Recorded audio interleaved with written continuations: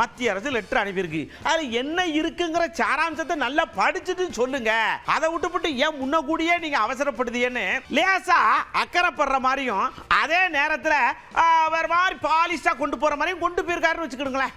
ஒரு பல்கலைக்கழகத்தினுடைய துணைவேந்தர் ஒரு ஆசிரியராக இருக்கலாம், பேராசிரியராக இருக்கலாம், இன்னொரு துறையில வல்லுநராக இருக்கலாம், ஒரு மேனேஜ்மெண்ட் ஃபீல்டுல.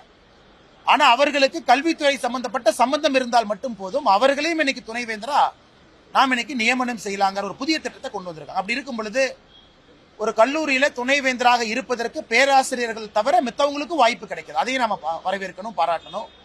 நான்காவது, எப்படி அந்த துணைவேந்தரை செலக்ட் பண்றது? அதுல குறிப்பாக 3 பேர் கொண்ட குழு அப்படின்னு இன்னைக்கு அந்த யூஜிசி டிராஃப்ட் நாம்ல இருக்கு. ஒன்று யூஜிசியினுடைய நாமினி, இன்னொன்னு பல்கலைக்கழகத்தினுடைய செனட் நாமினி, மூணாவது கவர்னருடைய நாமினி. இந்த 3 பேர் கொண்ட குழு. பல்கலைக்கழகத்தினுடைய செனட் நாமினி என்கின்ற முறையில மாநில அரசுக்கு அவர்களுக்கு தேவையான மரியாதை அதுல வந்துருது. பல்கலைக்கழகத்தினுடைய செனட் அங்கிருந்து ஒரு ரெப்ரசன்ட் வந்துடுறாங்க. யூஜிசி நாமினி, ஏன்னா நாம்ஸ் எல்லாம் சரியா மெயின்டைன் பண்ணணும்.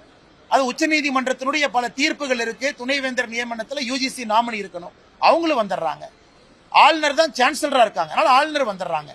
இதை எதற்காக முதலமைச்சர் அவர்கள் அரசியல் செய்து சட்டப்பேரவையில தீர்மானம் இயற்ற வேண்டிய அவசியத்திற்கான காரணத்தை நான் பார்க்கல. அதனால முதலமைச்சருக்கு உண்மையாலும் பிரச்சனை இருக்கா, எஜுகேஷன் செக்ரட்டரி அனுப்பி பிப்ரவரி 5ஆம் தேதிக்குள்ள நாங்க எதிர்க்கிறோம், இதுதான் காரணம் சொல்லிட்டோம். வேறு வேறு பக்கத்தில் இருக்கக்கூடிய என்னை போன்ற நபர்கள் இது சரிதாங்கிற விவாதத்தை நாங்களும் வைக்கிறோம். அதற்கு சட்டப்பேரவையில தீர்மானம் இயற்ற வேண்டிய அவசியத்தை நான் பார்க்கவில்லை.